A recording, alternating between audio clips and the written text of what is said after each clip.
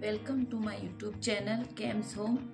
આજે હું તમારા જોડે માખણ કઈ રીતે બનાવવું અને એને સ્ટોરેજ કઈ રીતે કરવું એ શેર કરી રહી છું।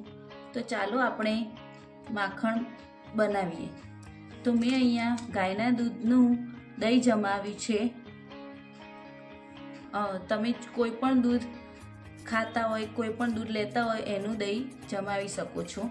તો હું અહીંયા બ્લેન્ડર વડે માખણને ફેદીશું આપણે હવે।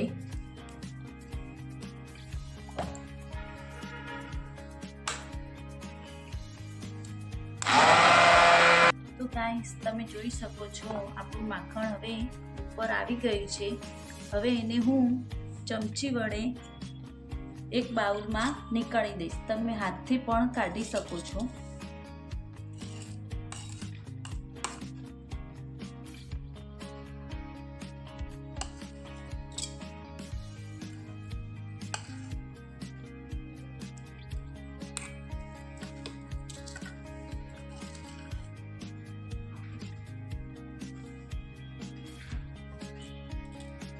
તો ગાઈસ મેં અહીંયા છાશમાંથી બધું જ માખણ નીકાળી દીધું છે। હવે છાશને આપણે મૂકી દઈએ સાઈડમાં।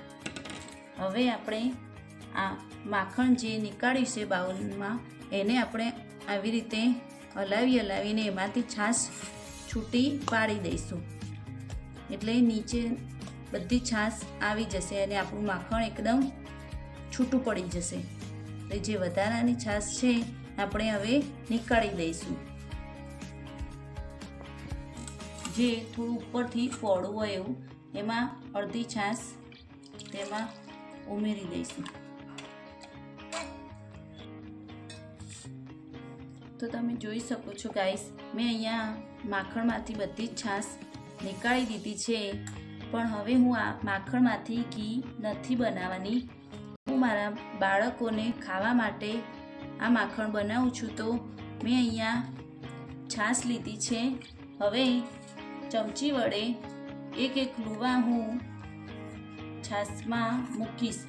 આ લુવા છાશના અંદર તમે 10 દિવસ સુધી પણ તમારા માખણને ફ્રીજમાં કશું જ થતું નથી। તો જ્યારે પણ બાળકોને ખાવાનું મન થાય તો ત્યારે તમે એક લુવો કાઢીને આપી શકો છો। ચમચ વડે આવી રીતે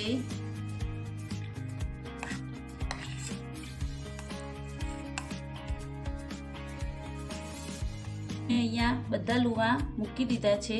જ્યારે પણ તમારું બાળક માંગે ત્યારે તમે આવી રીતે કરીને માખણનો સ્ટોરેજ કરીને તમે રાખી શકો છો અને આપી શકો છો।